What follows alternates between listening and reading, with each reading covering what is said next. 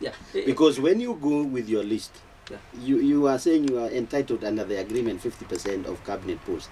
Subject to approved by parliament, parliamentarians may say no. Yeah, and we've got to look at also the constitution. The way it talks about national, in terms of positions, Yeah. the way you talk about issues of gender, issues of regional representative. So all those things will come into play. So this is just something that is meant to create. Yes. Actually, it's a It's lie. a facade.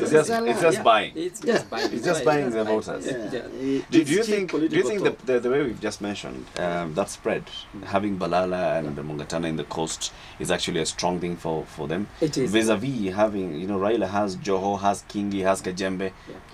By the way, He has if I was Mungaro. advising them, you need to go to again it's ethnicity. Banana represents the Arab section of the coast voter. You need a chunk of the Mijikenda. You need a prominent star from the indigenous Mijikenda to hold your hand. And that man is there. Might be We what's have his there name? Zipapa. Zipapa, Right. yes. Yeah, Zipapa, But then you know also- he was pushing Banana out. He was saying, bring his ranking below mine. Well, that's their own regional Those are the politics. regional politics. Correct. Yeah, you But- also but- have Mungatana in that arrangement. We got Mungatana here. Yes. Yeah. So essentially, it's as it is right now in terms of cost. I think Uhuru also has a good number, what you would call significant leaders from that area. But Northeastern, again, you talked about Northeastern. Northeastern, you find that it's not very attractive because they don't, in terms of numbers, despite the fact that it's a very expansive area, in terms of numbers, There are few there's not a place that you can collect large number of votes. That in itself reduces the political attractiveness of the area. So people will go for places where there's a Western province then. yeah, where Let's there talk are more about Western. votes within a smaller Let's area. talk about Western. Who gets Western? If Musalia Mudavadi and Eugene Omalo actually came together, and who would actually cut them, and who would be the best for them?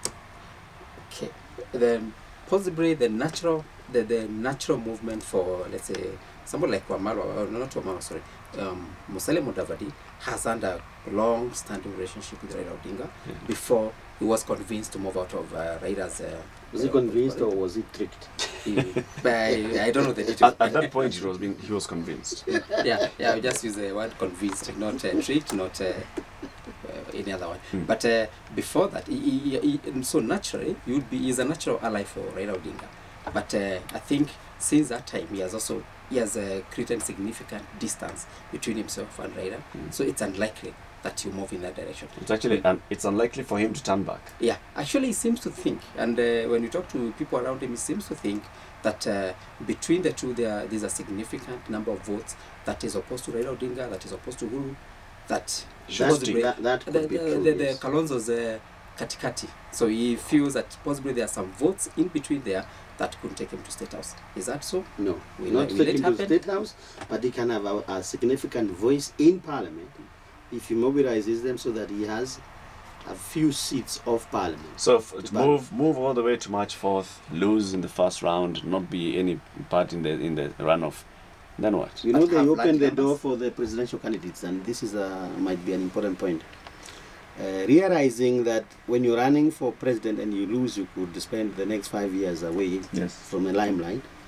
The self-interest in members of Parliament persuaded them to open a small door for the president and deputy. If you had been running for president, then you remain eligible for nomination. So the trick would be you run all the way, it is your party, not anybody else, so you list yourself number one on top. For nomination. And then you hope, yes, and then of course you hope you get enough seats to get the pro rata quota of your party so that you can at least nominate one person yourself. Which is you. Yeah, which is you, yes. Yeah. And It's where- dicey, but where it's are the other doable. candidates? Let's now talk about them. We have Peter Kenneth and Raphael Tuju. They had lunch this past 1 week. And rumor had it that Ole Kiapi was also supposed to have been invited to the lunch.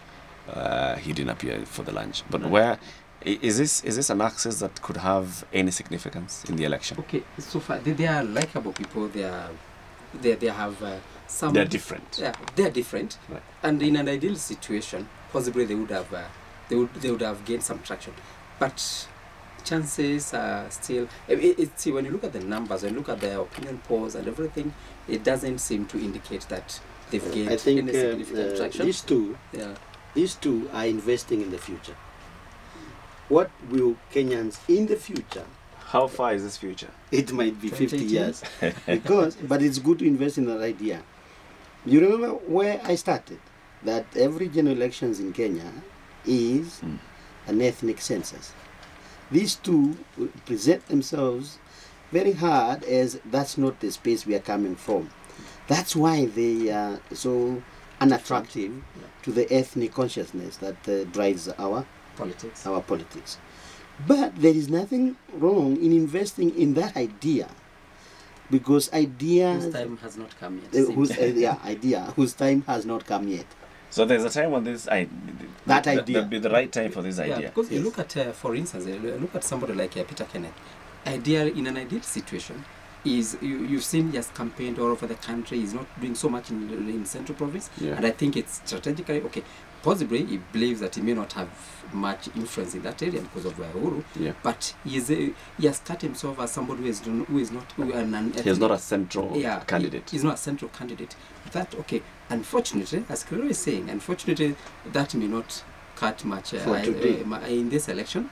Possibly 2018, who knows? That may be actually he may have invested on something that will propel him to presidency at that point. There are very many young and suave people like James Mugambi, who's actually posted a comment here on Facebook. It says PK all the way. And if you go onto PK, you saw PK and his team of volunteers at the KICC 2 weeks ago. They came in their thousands, and these are young men and women who are saying, we are here, we believe in what you're saying, and we are willing to work hard. Do you think there's a possibility of Peter Kenneth, let's say maybe in January, gaining momentum and being able to mobilize these young people to go and bring the more young people to vote for him? Actually, the youth vote is what he has been targeting, and you see when you look at his campaign, the way it's designed, the way he uses social media, everything is so much focused on the youth. But although the youth are very significant numbers in this country, we talk about more than 50% of the population, actually around 60% is what you term the youth. If you are able to galvanize them and get them to vote for you, you actually you can be smooth sailing. But there is a dynamic there that we need to unpackage. The youth that you are talking about are the internet suave. The urban youth. The urban youth, the middle class youth. They are influential, but they don't have the numbers, and that's why I'm saying it's an important investment to make now, because it may pay great dividends in the future. I would like to see the numbers that he will master. He is one guy I want to see the numbers when they come in after March 4th. But then let's talk also about his political party, because you see, when we talk about everybody else, we're talking about Uhuru and TNA, URP and Ruto, Raila and ODM, Kalonzo and Wiper, Musalia and UDM. What's Peter Kenneth's party?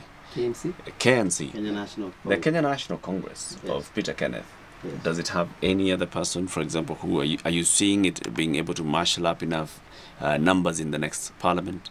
In any county assembly? So far, he has not. If I was Peter Kenneth, I would have made sure that I put my KNC ward representatives in every single county, so that you start having effect at the devolved government with this new idea that is not bound to ethnicity. That's what I would do, so that I would not even be worrying about the number of MPs I get. But it is quite possible, using where he's coming from, to get an effective representation and affect the way decisions are made at the county level. That's what I would do. But as it is right now, KNC doesn't have that kind of infrastructure. Actually, the person you feel and you see all over the time is Peter Kenneth. Who are the other officials of KNC? Who's the chairman of KNC? I had an interview with Peter Kenneth 2 weeks ago, and I asked him who the chairman of KNC. I must confess that he told me who the chairman is. I cannot remember the name, and the other party officials. And that is a problem. And that could be a problem, because the party may not be so attractive unless we wait for fallouts from nominations. For example, TNA in Kiambu, people are throwing chairs. The one who's hit with the chair decomes and goes to Kenya National Congress. Yeah, yeah, and that happens also. No, you can actually, if you are, our politics is such that people don't go to parties because they believe in the policies, and the policies are more or less the same anyway. So it's individuals and also personal interest. If you get thrown, you are hit with a chair, as you're saying, in one party, and you don't get nomination, you move on. You move to the next party. Where is Martha Karua? Martha Karua is our own ranger. Even her personal trait. She believes in herself, she fights by herself, and she would, in my own humble view, if she were to become president, she would be a very dangerous president. But look, she is decisive. You have to listen to people. She is decisive. Like you said, you told us about Kalonzo and Musalia's trait. Yes. And then you also told us, Mwenda, about Raila, Ruto, Uhuru's trait, which Absolutely. Is making a decision and standing by a decision. And that Martha Karua has demonstrated. Once you are capable of making a decision and sticking with it, you need another quality.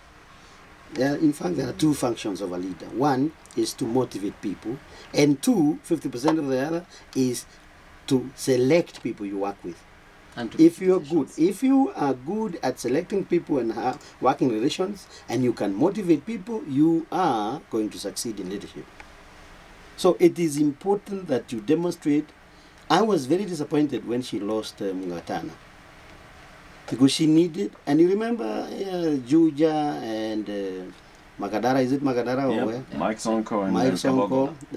That was an important dimension for her. That party was gaining momentum at this by-election. But you need to demonstrate that. You need to demonstrate that you can in fact go. Isn't that what we were talking about here? That you need to go to the coast and get somebody and be seen to be working with them. When everybody is running away from you and you're working alone, is a serious question. Mother is very strong in terms of character. I don't think she would make a bad leader. She's strong, she's decisive, and she's fearless, which is a good trait. Those are good traits, because like we've seen, especially when it comes to politics and when it comes to a country, that sometimes you can't just lead by sitting there and just assuming and hoping that everything will work out the right way. And listening to everybody. Yeah, listening to everybody and confuse and you with your postponing decisions yes. forever. So Mother is a strong leader, but unfortunately she also doesn't seem to have gained as much traction as possibly she would have. Is she going to have any significant impact in this election? Chances are that she will not. Possibly she's also just like Peter Kenneth and Ole Kiapi and Tuju. She's also investing, because she's still fairly young politically. She's investing in 2017 at a time when possibly people see how she has performed, and if she still has the fire in her belly at that time, she could actually be a significant player. Play out this scenario. Suppose she was stinged by people. She was betrayed by people she had fought for. You remember? Yeah. And she's sitting as a cabinet minister, and then they sting her again. Why do you think they stung her? Because they knew how she's going to react. The best advice that Karua would have received at that moment is, they have stung you, we have seen, but just stick it out. You remember Moi under Kenyatta? You remember Kibaki under Moi?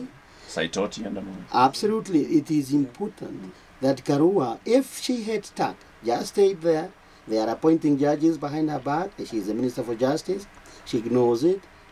If she had stuck and then resigned at this moment now, her clout would have been much bigger.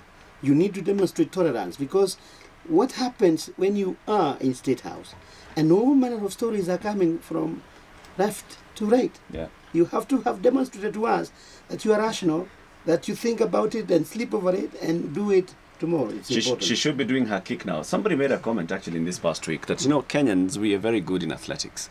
And the one thing that Kenyans are good at in long distance races is timing your kick. Correct. And that last bend, you kick. Yes. And she has started two laps to the end. Yeah. So she's actually, you would say she has actually she's tired off at the finishing point. She started too early, and at that time when she was resigning, the debabas are coming. Yeah, other things have happened, and people have forgotten what she's done, her credibility. Now they have forgotten that she was a fighter for Kibaki. Yeah.